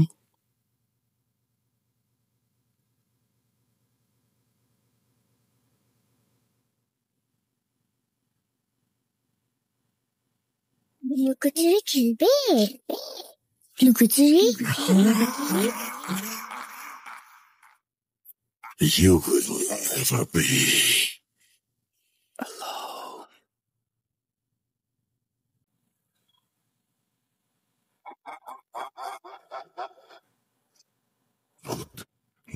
.com. The fear returns with Russell. আরো একবার আপনাদের সবাইকে স্বাগত জানাচ্ছি, আমি রাসেল। আশা করছি আপনারা সবাই ভালো আছেন, ভালোর দলে আছেন। আমরা কোনো কথা বলবো না, দেরি করবো না, সরাসরি চলে যাব পরবর্তী ঘটনায়। আশা করছি যে আমার এই পরবর্তী ঘটনাটি আপনার ভালো লাগবে। চলুন শুরু করা যাক। আসসালামু আলাইকুম রাসেল ভাই, আমি রিফাত বলছি মালয়েশিয়া থেকে। আশা করি ভালো আছেন, কারণ আপনি সবসময় ভালোর দলে। আলহামদুলিল্লাহ, আমিও ভালো আছি। 2010 থেকে শুরু করে 2019-এর শেষ পর্যন্ত এমন কোনো ঘটনা নেই, এমন কোনো এপিসোড নেই যেটা আমি শুনিনি। ভূত এফএম না শুনলে আমার ঘুম আসতো না। ভূত এফএম আমার কাছে অনেকটা ওই বড়দের পুরনো দিনের গল্পের মতো, যে ভয় পাবো তবুও শুনবো এবং শুনেই ঘুমাবো। তো এটা আমার পাঠানো ভূত এফএমে প্রথম ঘটনা। এর আগে আমি কখনো পাঠাতে পারিনি, পড়ালেখার চাপে কিংবা কাজের চাপে। তো মূল ঘটনায় আসি। শুরুতে বলে রাখতে চাই, আমি আমেরিকান একটি ইঞ্জিন অয়েল কোম্পানিতে গত 1.5 বছর আগে জব নেই। তো কাজের সুবাদে তারা আমাকে পরীক্ষামূলকভাবে সিঙ্গাপুর এবং পরবর্তীতে মালয়েশিয়া পাঠায়। তো ঘটনাটা এখানে মালয়েশিয়াতে আমাদের একজন পুরাতন স্টাফ বাবু ভাই, তো বাবু ভাইয়ের সাথে আমি থাকা অবস্থায় এই ঘটনাটা ঘটে। তো কিছুদিন পরে আমাদের এখানে মালয়েশিয়াতে চাইনিজ নিউ ইয়ার খুবই ঘনঘটা করে পালন করা হয়, খুবই বড় করে পালন করা হয়। তো তার আগে সব ধরনের কোম্পানির সব ধরনের হিসাব, স্টক বা লসের, লাভের সব পরিমাণ তারা রিপোর্ট নেয়। তো আমাদের সামনে যেহেতু রিপোর্ট করতে হবে, আমরা শুরুতে যত স্টক মালগুলো আছে সবগুলোর হিসাব বের করার চেষ্টা করি। এজন্য আমরা সব ধরনের ফাইলগুলো স্টাডি করা শুরু করি। তো ফাইল স্টাডি করার সময় যত নতুন ফাইলগুলো ছিল সবগুলো সলভ হয়ে যায়, হিসাব মিলানো হয়ে যায়। কিন্তু আমি যেহেতু নতুন মানুষ, তো আমি চাচ্ছিলাম যে একটু বেশি কিছু করতে। তো আমি কিছু পুরানো ফাইল নেই যেগুলাতে গত 4 বছরও হাত দেওয়া হয় নাই। তো এরকম ফাইলগুলো নেওয়ার পরে দেখি যে বাহিরে আমাদের একটি স্টোর আছে, অনেকটা শেড। শেডের পেছন সাইডে প্রচুর পরিমাণে মাল আছে যেগুলোতে গত 4 বছরে হাত দেওয়া হয়নি। তো আমি ভাবলাম, আমি আর বাবু ভাই ভাবলাম যে এগুলোর হিসাব বের করে ফেলি, কতগুলা আছে, কতগুলা আসছিল, কতগুলা ছিল, এরকম একটা কিছু। কিন্তু ওটা এমন ভাবে রাখা ছিল যে ওই পর্যন্ত পৌঁছাতে হলে আমাদের সামনে অনেক নতুন মাল আছে, সেগুলা সরিয়ে রাখতে রাস্তা বের করে তারপর আমাদের ভিতরে ঢুকতে হবে। তো এক প্রকার বাধ্য হয়ে আমাদের এখানে ফোকলিফট আছে, অনেকটা ক্রেনের মতো একটি গাড়ি। তো সেটা দিয়ে আমরা ভারী মালগুলো সামনে থেকে সরিয়ে ফ্যাক্টরির ভিতরে রাখতে লাগলাম। তো একটি রাস্তা করার উদ্দেশ্যে তো বাবু ভাইকে আমি জায়গা দেখিয়ে দিলাম এবং তিনি ক্রেনটি পরিচালনা করছিল, ড্রাইভিং করছিল। তো আমি ওনাকে যতটুকু সাহায্য করার করছিলাম। তো এমন অবস্থায় মোটামুটি অনেকটা রাস্তা তৈরি করে ফেলেছি। অনেকটা রাস্তা তৈরি করার পরে ওনাকে আমি ফ্যাক্টরির ভিতরে আরেকটি জায়গা দেখিয়ে দিয়ে বাইরে চলে আসলাম। তো আসার পরে দেখি যে একসাথে কিছু ড্রাম রাখা আছে যেগুলা খুবই নতুন। তো ওটার উপরে ধুলা পড়ে আছে। তো জিনিসটা দেখতে খুবই খারাপ দেখা যায়, এজন্য আমি সামনে গিয়ে হাত দিয়ে পরিষ্কার করতে লাগলাম। তো জিনিসটা এরকম ছিল যে ফু দিলে আপনার ধুলোগুলো উড়ে যায়। তো তারপর আমি হাত দিয়ে পরিষ্কার করছিলাম যাতে আরো সুন্দর লাগে। কিন্তু তৎক্ষণাৎ আমার কোনো হুঁশ জ্ঞান কিচ্ছু ছিল না, কিছুক্ষণের জন্য একদম চলে গেল। আমি ওখানে 5 মিনিট যাবত আমি ওটা হাত দিয়ে পরিষ্কার করতেছি কিন্তু আমার কোনো হুঁশ নেই। তো হুট করে আমার হুঁশ ফিরলো পেছন থেকে বাবু ভাই যখন আমার কাঁধে হাত রাখলো, তখন আমার হুঁশ ফিরে আসলো এবং তিনি আমাকে হাত দিয়ে বললেন, রিফাত তুমি কি কিছু দেখছো? তো আমি জিনিসটা বুঝতে পারিনি। হ্যাঁ, আমি জিনিসটা না বুঝার কারণে আমি বলছি যে ভাই এখানে হালকা ধুলা ছিল, আমি এটা পরিষ্কার করে দিলাম। না, এটা না, তুমি কি অন্য কিছু খেয়াল করছো? কারণ তুমি যে একটা কাজ তুমি একবার করলে হয়ে যায় সেটা তুমি বারবার করতেছো। তা আমিও দেখছি, আমি ভাবছি যে তুমিও দেখছো, এই জন্য তুমি যা সামনে চায় তাই করতেছো, তুমি ওটা দেখতে চাচ্ছ না। তা আমি তাকে শিওর করলাম যে না ভাই, আমি এরকম কোনো কিছু দেখিনি। কেন, কি হয়েছে? তো তখন উনি আমাকে বলল যে তুমি যখন আমাকে ওটা দেখিয়ে দিয়ে জায়গাটা দেখিয়ে দিয়ে চলে আসলা, গ্রামের এখানে আসলা, তখন আমি ফোকলিফটটা ব্যাক দিয়ে গ্লাসে দেখতে দেখতে বের হচ্ছিল। তো আমার পেছনের চাক্কা বের হয়ে গেছে, অর্ধেকটা ফ্যাক্টরির ভিতরে অর্ধেকটা ফ্যাক্টরির বাইরে। তো এমন অবস্থায় তোমার সামনে থেকে একজন লোক আসলো এবং আমার ফোকলিফটের পিছনে এসে সে আমাকে সিগন্যাল দিল যে থামো, স্টপ। তো আমি জিনিসটা যখন দেখলাম আমি স্টপ করলাম আর আমি ওখানেই বসে রইলাম। আর তোমাকে দেখলাম যে তুমি শুধু ওইটাই কাজ করছো, কারণ ও তোমার সামনে দিয়ে আসছে। তো সে আমাকে স্টপ বলে সে ওখানে দাঁড়ালো। সে স্মার্ট কোট পরা, প্যান্ট পরা, হাতে একটা ফাইল। হ্যাঁ, সে একটা হাসি দিল এবং সে এরকম পরা ছিল কিন্তু তার চেহারা বোঝা যাচ্ছিল না। সে যে কাপড় পরেছিল তার কোনো রং বোঝা যাচ্ছিল না এবং যে হাতের যে একটা মানুষের সাধারণ রং তাও বোঝা যাচ্ছিল না। সে হাসি দিল, মনে হলো একজন জেন্টলম্যান। সে ও অবস্থায় বের হয়ে গেট দিয়ে চলে গেল। তো আমি ততক্ষণ ওখানে দাঁড়িয়েছিলাম এবং সে যখন বের হয়ে গেল তখন আমি গাড়িটা নামিয়ে পার্ক করে তোমাকে ধরলাম। তো আমি অনেক অবাক হয়ে যাই এবং আমি বললাম যে ভাই আমার সামনে দিয়ে যে গেছে, তো আমি কি হয়েছে আমি বলতে পারি না, কিন্তু আমি যখন এই ড্রামটা পরিষ্কার করার জন্য ধরছি, আমি এটা অনেকক্ষণ যাবত করছি কিনা তাও আমার সঠিক খেয়াল নাই, কিন্তু আমি মানে হুঁশ ছাড়া হয়ে গেছে, একদম অন্যমনস্ক হয়ে গেছে। তো তখন ভাবলাম যে এখন বাজে প্রায় 11:30, মালয়েশিয়াতে প্রচুর রোদের খুব তাপমাত্রা। তো এর মধ্যে আমরা দুজন আছি, তো এত দুপুরবেলা এত রোদের মাঝে তো এরকম ঘটনা ঘটার কথা না। তো তারপরে উনি বললো যে ওই জায়গাটা অনেক দিন ধরে মানুষের হাতের বাইরে, তো ওখানে অনেক দিন যাবত কোনো মানুষ যাতায়াত করে না, এজন্য হয়তোবা ওখানে কিছু ছিল যা বের হয়ে গেল। খারাপ না, কিন্তু ভালো ছিল, এই জন্য ভালোভাবে চলে গেল। তো তারপর আমি ওনাকে জিজ্ঞেস করলাম, আপনি কি ভাই তুলো রাশির জাতক? কারণ আমি ভূতে ফেম অনেক আগে থেকেই শুনি, আমার কিছু জানা আছে। তো উনি বলল যে হ্যাঁ, ওরকমই ভাবতে পারো, কারণ এর সাথে আমার আরো অনেক ঘটনা আছে। এটা নিয়ে এই সম্পৃক্ত একটা ঘটনা আমার সাথে ঘটে গেছে। তো জিজ্ঞেস করলাম যে ভাই কি ঘটনা?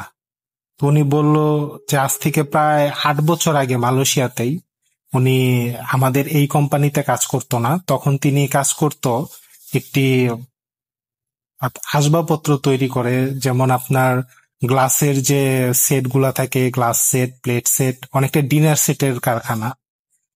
তো ওই সময়কার না, শুধু এখনো মালয়েশিয়াতে যেসব ফ্যাক্টরি এরিয়া গুলা তৈরি করে, ওরা পাহাড় কেটে রাস্তা করে, পাহাড় কেটে সমতল বানায় এবং চারদিকে পাহাড়ের উপরে জঙ্গল, পাম বাগান, এইগুলার মধ্যেই ওরা এইসব এলাকাগুলো করে। তো তখন উনি যিনি করতেন, তখন ওই সময়টা আরো অনেক আগের, তো এই কারণে তাদের অনেক ঘন জঙ্গলের মাঝে মাঝে ফ্যাক্টরি গুলো করা হতো। তো ওখানে তারা ছিল 5 জন। তারা 5 জন কাজ করতো, অটোমেটিক মেশিন, তারা মেশিন থেকে বের হলো, ডিনার সেট গুলো বের হলে সেগুলো প্যাকেট করতো, সাজিয়ে রাখতো। হ্যাঁ, এবং পরবর্তীতে তারা ওখানে ফ্যাক্টরির ভিতরেই রুম দেওয়া ছিল, তারা ঘুমাতো ওখানেই তারা রান্না বান্না করতো, খাওয়া দাওয়া করতো, ওখানেই ঘুমাতো। তো একদিন কাজ শেষে তার খুবই ক্লান্ত লাগে, আর ওই দিন তার কোনো কাজ ছিল না। আপনার যারা প্রবাসী তারা খুব ভালোভাবে জানে যে তারা কাজ শেষে যদি 5-6 জন একসাথে থাকে, তারা একটা রুটিন করে নেয় যে একদিন এ বাজার করবে, ইনি কাটাকাটি করবে, আরেকজন রান্না করবে, আরেকজন রেস্ট থাকবে, আরেকজন আপনার ঝাড়ু বা অন্য সব কাজ করবে। তো রুটিন অনুযায়ী ওনার ওই দিন কোনো কাজ ছিল না, এই কারণে সে ফ্রেশ হয়ে ঘুমিয়ে পড়ে। তো সে যখন খাওয়া দাওয়ার পরে আপনার তখন রাত 11টা পার হয়ে যায়, সে শুয়ে আছে কিন্তু তার ঘুম আসছিল না। তো একসাথে যখন প্রবাসীরা থাকে, সবাই কাজ করে, সাধারণ কম বেশি কাজ করে, এই জন্য তারা কখনো যে ঘরে সবাই ঘুমায় সেখানে কথা বলে না, তারা একটু দূরে যায়, বের হয়ে যায় দেশে কথা বলার জন্য। তো কারণ দেশে যদি কথা বলে তখন অন্য প্রবাসী ঘুমে সমস্যা হয়, এই কারণে তারা একটু বের হয়ে যায়। তো ওই দিন তার ঘুম আসছিল না, সে ঘুম থেকে উঠে ফ্যাক্টরির বাইরে আসে। ফ্যাক্টরি এরিয়ার ভিতরে একটা বড় গেট থাকে, তার ভিতরে ফ্যাক্টরি থাকে, ফ্যাক্টরি ভিতরে আবার আলাদা গেট থাকে। তো সে ফ্যাক্টরি গেট থেকে বের হয়ে গিয়ে বাইরে কথা বলছিল ফোনে কথা বলার এক পর্যায়ে রাতের তখন প্রায় 12:30 পার হয়ে যায়। পার হয়ে যাওয়ার পরে সে হঠাৎ করে শুনতে পারে যে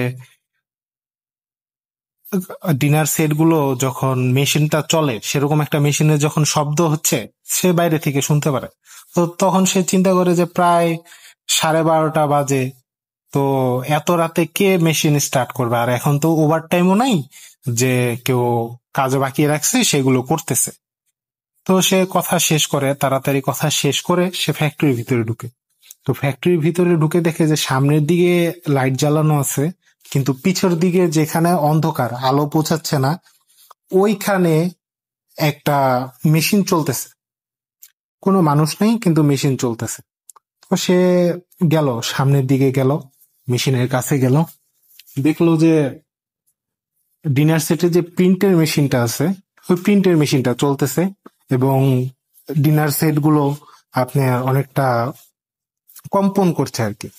কম্পন করার মধ্যে তো সে চিন্তা করলো হয়তোবা কেউ কন্ট্রোল বোর্ড চালু রেখে চলে গেছে, হয়তোবা ইঁদুর উপরটা যাওয়ার কারণে চালু হয়ে গেছে। তো তখন সে কন্ট্রোল বোর্ডের কাছে গিয়ে দেখে যে কন্ট্রোল বোর্ডে কোনো লাইন নেই, ইভেন কারেন্টের সাথে যে আপনার লাইনটা, বিদ্যুতের সাথে যে লাইনটা, ওইটাও খোলা। তো তখন সে একটু ভয় পায়। তো ভয় পাওয়ার পরে সে তার পকেটে সিগারেট ছিল, সে নগদে সিগারেট জ্বালায়। তো সিগারেট জ্বালানোর সাথে সাথে হয় কি, মেশিনটা বন্ধ হয়ে যায়। বন্ধ হয়ে যায়, তারপরও সে ওখানে দাঁড়িয়ে দাঁড়িয়ে সিগারেট খেতে থাকে এবং ভাবতেছে যে কি হচ্ছে, বিদ্যুতের লাইন দেওয়া নাই, তারপরেও মেশিনটা চলতেছে। তারপরও সে চিন্তা করলো দেখি যদি কোনো রিজন থাকে, ভালো রিজন থাকে, তো সে দেখতে থাকে। তো এমন সময় রেগে যদি কেউ জোরে জোরে নিঃশ্বাস নেয় এরকম শব্দ আসতে লাগলো। তো হুট করে যখন তার কানে আসলো, সে খুঁজতে লাগলো যে কোথা থেকে আসতেছে। তখন সে দেখলো যে ফ্যাক্টরির একদম পেছন সাইডে বাম পাশে একটি কোনায় দুজন দাঁড়িয়ে কথা বলতেছে এবং তার দিকে খুবই রাগান্বিত দৃষ্টিতে তাকায় আছে। দুজন রাগান্বিত দৃষ্টিতে তাকায় আছে। সে জিনিসটা দেখে এবং সে বুঝতে পারে যে না, এরা কোনো মানুষ না, এরা হয়তোবা আগুনের জন্য সামনে আসতে পারতেছে না, এই জন্য তারা খুবই রাগে অবস্থা আছে। তো তখন সে আরেকটা সিগারেট ধরায় যাতে সামনে না আসতে পারে। সে তাড়াহুড়ো করে ওই ঘরে চলে যায় এবং তাদের একজন বড় ভাই ছিল ওই সময়, তো তাকে ডাক দেয়। তাকে বলে যে ফ্যাক্টরির ভিতরে কেউ আছে, আমি দুজন মানুষকে দেখলাম ফ্যাক্টরির ভিতরে আছে। তো ওনার বড় ভাই বলে যে চাবি আমার কাছে, মেন গেট তালা মারা, কে ঢুকবে, আমরা ছাড়া কে ঢুকবে, তুমি কি দেখছো না দেখছো, ঘুমাও। তারপরেও সে জোর করে তাকে তুলে আনার পরে সে সব লাইট জ্বালিয়ে দেয়। পরবর্তীতে আর খুঁজে পায় না। তো তখন সে বললো যে হয়তোবা তুমি কিছু ভুল দেখছো, তো তুমি যদি ভুল দেখো এটা নিয়ে টেনশন করো না, তুমি আসো ঘুমায় পড়ো, রাত করে আর বাইরে থাকার কোনো দরকার নেই। তো ওদিন আর সে বাইরে বের হয় না, সে ভিতরে ঢুকে যায়, ঘুমায় যায়। তো তারপরের দিন তার খুবই জ্বর আসে, প্রচুর জ্বর আসে। সে জ্বরের জন্য কাজ করতে পারে না। তারা ট্রিটমেন্ট করে, মেডিসিন নেয়। তো মোটামুটি 3 দিন পর জ্বর শেষ হয়, তার জ্বরটা চলে যায়। তো সবকিছু স্বাভাবিক। ওইরকমই একদিন কাজ শেষ করে ঘুমাচ্ছিল। ওই দিন ওই 5 জনের ভিতরে আরেকজন, উনি মোটামুটি রাত 3টার দিকে আপনার ঘুম থেকে উঠে ওয়াশরুমে যাবে। তো সে উঠে স্বাভাবিক মতো উঠে, তার মধ্যে কোনো রকম যেখানে প্যারানর্মাল কিছু আছে বা এরকম ফেস করতে হতে পারে এরকম কোনো ধারণা নাই বা কোনো জ্ঞান নেই। তো সে উঠে ওয়াশরুমে যায়। ওয়াশরুম থেকে যখন বের হয়ে আসে তখন সরাসরি ওই যে মেশিনটা কাঁপছিল ওটা তার চোখে পড়ে। হ্যাঁ, সেটা অন্ধকারে এবং তার উপরে দুজন বসে আছে এবং মেশিনটার গ্লাসগুলো কাঁপাকাঁপি করছে, ভাইব্রেট করছে।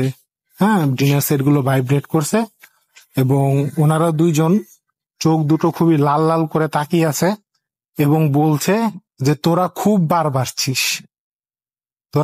বার বাড়ছিস, তোদের ব্যবস্থা করতে হবে। তো এই জিনিস সে দেখে সে কন্ট্রোল করতে পারে না নিজেকে, সে খুবই ভয় পায় এবং খুব জোরে শাউট করে চিল্লানি দিয়ে সে অজ্ঞান হয়ে যায়। তো তার চিৎকার শুনে সবাই বের হয়ে আসে, লাইট ধরিয়ে দেয়। তো দেখা যে উনি ফ্লোরে পড়ে আছে। তারপর উনাকে নিয়ে যায়, প্রচুর জ্বর আসে। তারপরের দিন তারা মোটামুটি 3 দিন জ্বর থাকে। জ্বর ছাড়ার পরে তারপর সে বলে যে তার সাথে এরকম হয়েছে। তো পরক্ষণে তারা দেখে যে দুইজনের সাথে যখন এরকম হলো তো অবশ্যই কিছু আছে। তারপর ওনারা আশেপাশে খোঁজ শুরু করলো যে মালয়েশিয়াতে তো বাংলাদেশি তখন পাওয়া খুবই কষ্ট। তো তারপরে খোঁজ করতে লাগলো যে এরকম কোন লোক আছে কিনা যারা এরকম ধর্মচর্চা, এরকম জিন ভূত নিয়ে কাজ করে। তো তারা অনেক খোঁজাখুঁজি শুরু করলো, বন্ধু বান্ধবদের বললো চারিদিকে। তো তারা পেল অনেক দূরে একজন লোক আছে যে বাংলাদেশে থাকতে এগুলো করতেন, কিন্তু পরবর্তীতে সে মালয়েশিয়ায় চলে আসছে।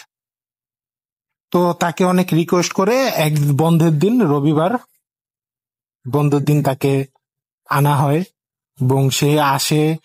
আসার পরে তিনি দেখে, সবকিছুই দেখে এবং দেখার পরে বলল যে ওই মেশিনটাই কি।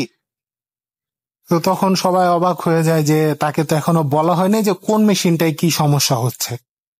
তো সে ওইখানে যায়, ওখানে যাওয়ার পরে বলে যে এখানে তোমাদের দুজন বৌদ্ধ মিয়ানমার থেকে আসছিল, ওরা দুজন বৌদ্ধ, ওরা দুজনে ফ্যাক্টরিতে ইলেকট্রিক শর্ট খেয়ে মারা যায়, দুজন একসাথেই মারা যায়। তো মারা যাওয়ার পরে থেকে ওদের রূপ নিয়ে আশেপাশের কিছু বদ জিন এখানে মানুষকে ভয় দেখায়। অথবা এর আগে কখনো তোমরা দেখোনি বা ফেস করনি, তো ওর মধ্যে তোমাদের ভাগ্যে পড়ে গেছে, তোমরা দেখছো। তো তার পরবর্তীতে উনি বলে যে মিলাদ পড়াও, কারণ এটা তো অমুসলিমদের কারখানা, কখনো কোনো মিলাদ পড়ানো হয়নি। তো তারা সবাই মিলাদ করে এবং পরবর্তীতে হুজুর ওই ফ্যাক্টরিটা বন্ধ করে দিয়ে যায়। তো তারপর থেকে আর কোনো সমস্যা নেই। তো এই ছিল আমার ঘটনা রাসেল ভাই, আশা করি ভালো লাগবে। আর আমি যেহেতু প্রথম ঘটনা পাঠিয়েছি, ভুল ত্রুটি হলে ক্ষমার দৃষ্টিতে দেখবেন। আর আমি একজন বাইকার, আমি বাংলাদেশে থাকতে প্রায় 64 জেলা রাতে ভ্রমণ করেছি। তো সেই ক্ষেত্রে আমার ভ্রমণ নিয়ে অনেক ঘটনা আছে, পরবর্তীতে পাঠানোর চেষ্টা করব। তো এই ছিল রাসেল ভাই, বুথ এফএম দীর্ঘজীবী হোক। আল্লাহ হাফেজ।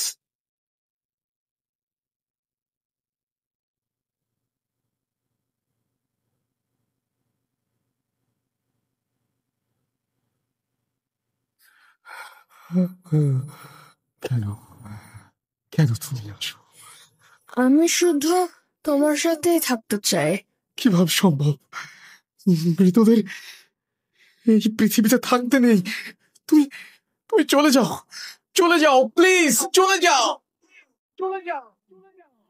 সবটাই কি ইলুশন, নাকি অন্য জগতের কেউ কখনো হাজির হয়ে যায় চোখের পলকে?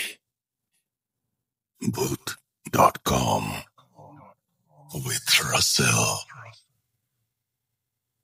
রাত বাড়ছে, এগিয়ে আসছে গ্রীষ্ম এবং প্রকৃতিতে অদ্ভুত একটা পরিবর্তন লক্ষ্য করতে পারছি আমরা। এরকম একটা সুন্দর সময়, সুন্দর সন্ধ্যায় আসুন আমরা পরবর্তী ঘটনায় যাই। এবং আপনারা সবাই সাথে ছিলেন বলেই আমরা 5টা বছর অতিক্রম করেছি, আপনাদের সাথে নিয়ে আরো সামনে এগিয়ে যেতে চাই। অনুগ্রহ করে আমি রিকোয়েস্ট করবো আপনাদের সবাইকে আমাদের ইউটিউব এবং ফেসবুক পেজের সাথে সংযুক্ত হন। আমরা চলে যাচ্ছি আমাদের পরবর্তী ঘটনায়। আসসালামু আলাইকুম রাসেল ভাই, আশা করি ভালো আছেন এবং সবসময় ভালো দলেই থাকেন। তো আপনাকে নিয়ে আর বেশ কিছু বলার নেই। boat.com এটা আমার প্রথম ঘটনা, আমি সরাসরি ঘটনায় চলে যাচ্ছি। ঘটনাটা আমার মামাকে নিয়ে, নানি বাড়িতে। তো অনেক আগের ঘটনা, ইলিশ মাছ নিয়ে বলা যায়। আমার মামা খুবই একদমই মানুষ ছিলেন, উনি যেটা বলতেন সেটাই করতেন। তো ওনার খুব ইচ্ছা হয় যে ইলিশ মাছ খাবেন, ইলিশ মাছ খাবে। তো উনি রাত্রেবেলা বাজার করে, মানে ওনার কাজ করে, কাজ শেষ করে হাটের থেকে বাজার করে। গ্রামে তো রাত্রে হাট বসে, তো ওই হাটে আবার উনি বাজার করে, ইলিশ মাছ কিনে। তো ইলিশ মাছ কিনে বাড়ি থেকে রওনা হয়। তো কিছু জিনিস একটু বলে রাখি, সেটা হচ্ছে বাজার থেকে নানি বাড়ির দূরত্ব আধা ঘন্টার উপরে, 45 মিনিট এরকম, আর একটু বেশি হবে। তো উনি মাছ কিনে বাড়ি থেকে রওনা হয়। আর বাজার থেকে বাড়িতে যেতে কিছু জিনিস পড়ে, যেমন আপনার অনেকগুলো ক্ষেত পড়ে, ধান ক্ষেত, তারপরে বাঁশঝাড়, তারপরে একটা খাল আছে ছোট, ওইটা আবার বাঁশের মুলি আছে। তো তখনকার মানে এখন ওইটা নাই, এখন দূরত্ব কমে গেছে, প্লাস আপনার যে ডিস্টেন্সের জিনিসগুলো ছিল এগুলো নাই, এগুলো এখন মাটি প্রদ দিয়ে হয়ে গেছে। ওই তারপরে নানি বাড়ি, তারও 5 মিনিটের মধ্যে হাঁটাহাঁটি করলে নানি বাড়ি পরে যায় কি। তো উনি ইলিশ মাছ কিনে যখন রান্না করেন, তো মোটামুটি ভালো রাত হয়। রাত বলতে তখন তো অল্প সময়ে অনেক রাত। তো সময় যেটা আমার বলা হয়েছে সেটা হিসাবে এখনকার হবে 9টা বা এরকম সময় হবে কি। তো আগের তো 9টা বা অনেক রাতই বলে, এটা আপনিও বোঝেন, দর্শকরা বুঝবে। তো উনি রওনা হওয়ার পরে কিছু দূর যাওয়ার পরে, হাট থেকে অনেক দূর সরে যাওয়ার পরে, যখন উনি ধান ক্ষেতের দিকে রওনা হয়, মানে ধান ক্ষেত দিয়ে হাঁটতেছিলেন, তখন তার কাছে মনে হচ্ছে যে পিছন দিয়ে আরো কিছু তার পিছনে আসতেছে, মানে 4-5 জন কিছু একটা হাইটে হাইটে আসতেছে তার সাথে। আর দানের তাও লাইল খেতে না, দানের মাঝখান দিয়ে, মানে দান হাঁটতেছে ছাট ছাট করে, এরকম একটা আওয়াজ হয়, দানের মাঝখানে হাঁটলে এরকম আওয়াজ হইতেছে। উনি তো যতটুকু জানে যে উনি যতটুক আসে সে পর্যন্ত কোনো মানুষ নাই, তারপরও মানুষ যদি অ্যাড হয় রাত্রেবেলা, ডাকাতও থাকতে পারে, ধান খেতে চুপ মানে বসে থাকে, তো ওইখানে সচরাচর ডাকাতে হন। আর তারপরও উনি একটু আইডিয়া করে পিছনের দিক তাকালেন, দেখে দেখলেন যে কোনো কিছু নেই, স্বাভাবিক কোনো কিছু নেই। তো আওয়াজ, তারপর আইডিয়া করলে হয়তো বা শিয়াল টেল হইতে পারে, কারণ এই সময় তো শিয়াল খুবই থাকে। তো উনি শিয়ালের ভেবে হাঁটা শুরু করলেন। আর যেহেতু রাত অনেক, আরো ওনার কাছে আলো জাতীয় কোনো কিছু নাই, উনি রাত্রেবেলা আন্দাজ করে হাঁটতেছে, মানে হালকা চাঁদ রাত নাকি। তো ওই ক্ষেত্রে যতটুকু আলোতে এক জায়গাতে হাঁটাহাঁটি করলে আপনিও বুঝতে পারবেন কোন জায়গাতে কি আছে। তো ওই এগুলো হাঁটা শুরু করলেন। তো হাঁটতেছেন, আওয়াজটা তো ধান ক্ষেত পর্যন্ত মোটামুটি ছিল, মানে আওয়াজ হইতেছে আবার হয় না, এরকম ভাবে ছিল। তো উনি যখন ধান ক্ষেত শেষ করে একটু মাটির রাস্তায় উঠলেন, উঠে হাঁটা শুরু করলেন, তখন কাছাকাছি বাজারের কাছাকাছি যাওয়ার পরে পিছন থেকে তাকে এক মেয়ের কণ্ঠে তাকে বলতেছে যে তুই একটা কাজ কর, তুই তো মাছটা নিয়ে যেতে পারবি না, আমরা যদি চাই তোরকে মাছটা নিতে দিব না, মাছটা রেখে দিতে পারি, কিন্তু আমরা এটা চাচ্ছি না। তুইও যেহেতু শখ করছস যে ইলিশ মাছ খাবি, আমরাও মাছটার প্রতি রূপ আশা পড়ছি।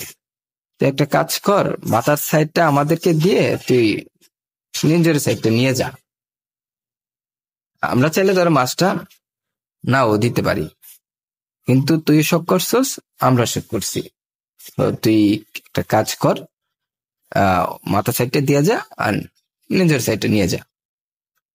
হঠাৎ করে যখন এরকম একটা কথা শুনে, তখন একটা মানুষের কিরকম ফিল হওয়ার কথা। উনি একটু হতভম্ব হয়ে যায়, আরে কি ব্যাপারটা কি, হুট করে এরকম মেয়ের কণ্ঠে ইলিশ মাছ মাথা সাইড নিয়ে যাবে, আবার রেজের সাইড তাকে দিয়ে দেওয়ার জন্য, মানে কিরকম। উনি সাহসী ছিলেন, পিছন দিক ঘুরে তাকায়, না কোনো কিছু নেই, স্বাভাবিক অনেকগুলো বাসজার দেখা যাচ্ছে। তো উনি আবার নর্মাল সাইডে অভিজ্ঞতা আছে হালকা পাতলা, মানুষ আরো অনেক ঘটনা ঘটছে, এমন হয়ে গেছে নাকি এরকম কিছুর সাথে দস্তাদস্তি হয়েছে। তো উনি তো আইডিয়া করলেন যে হয়তো বা এরকম কিছু একটা যেটা তার ইলিশ মাছের দিক শখ করছে, যে ইলিশ মাছটা খাবে। উনিও মানে বললাম এক মানুষ একটু ইয়ে করে বলতেছে যে না, কেন আমি ইলিশ মাছ দিব, ইলিশ মাছ আমি দিব না, ইলিশ মাছ আমি শখ করছি খাবো, পুরাটাই খাবো। আর তুমি নিবা মাথার সাইডটা কেন নিবা, দরকার নাই, তোমার নেওয়ারই দরকার নাই, তুমি এইগুলোর দিকে আর দিতে চাইও না। সে এই কথা বললে শুধু আবার হাঁটা শুরু করলো। তো মোটামুটি বাসটা যখন শেষ পর্যায়ে চলে যাইব, তখনই মানে যখন শেষ করে কিছুতে হাঁটলি আপনার বাঁশের ফুল পরে, এমন সময় ওনাকে আবার অ্যালার্ট করে যে এই তুই কিন্তু মাছটা দিলি না। তো আবার বলতেছি, মাছটা চাইলে কিন্তু আমরা পুরাটাই রাখতে পারি, কিন্তু তোরে আমরা পুরাটা নিতেছি না, তুই অর্ধেকটা দিয়া যা, তুই অর্ধেকটা নিয়ে যা। তোরে কইতেছি তুই কথা শুনতেছস না কেন? উনি একটু রেগে গেছে, রেগে বলতেছে যে তুমি কি আমাকে চিনো? চিনো আমাকে? আমি কার ছেলে? হ্যাঁ, আরেকটা জিনিস আসলে বলে রাখি, আমার নানা খুবই কবিরাজি মানুষ ছিলেন। উনি কবিরাজি বলা যায় না, বাট ওনার কাছে জিন টিন থাকতো, এটা নানি আছে, নানির কাছ থেকে শুনতে, আমার আম্মুর কাছ থেকে শুনতাম। তো জিন টিন পালতেন আর এতে অনেক চিকিৎসা করতেন, ওইভাবে কোন কবিরাজি না। পালতেন বলতে ওনার কাছে এমনি থাকতেন নাকি, ফরেস্টগার মানুষ ছিলেন, তাই উনি ইয়ে করতেন। তো এইরকম কিছু প্যারানর্মাল কিছু হইলে উনি এটা ট্রিটমেন্ট করতেন। তো যাই হোক, তো উনি ওই সুবাদে তখন গিয়ে তো উনি বললেন যে তুমি কি আমাকে চিনো? আমি কার ছেলে জানো? তুমি আমাকে এইভাবে বারবার ইয়ে করতেছো, আমি তোমাকে মাছ দিব না। দিব না মানে দিব না, তুমি কি করো দেখি। উনি এই রাগ কইরা জিদ কইরা হাঁটা শুরু করলেন। তো ওইটা পিছন থেকে আর কোনো আওয়াজ নাই, কোনো সাউন্ড নাই, কোনো কিছু নাই। তো যখনই উনি ফুলে উঠবে, ওই যে আপনার বাঁশ যেটা বলে বাঁশের ফুল, ওটার মাঝখানে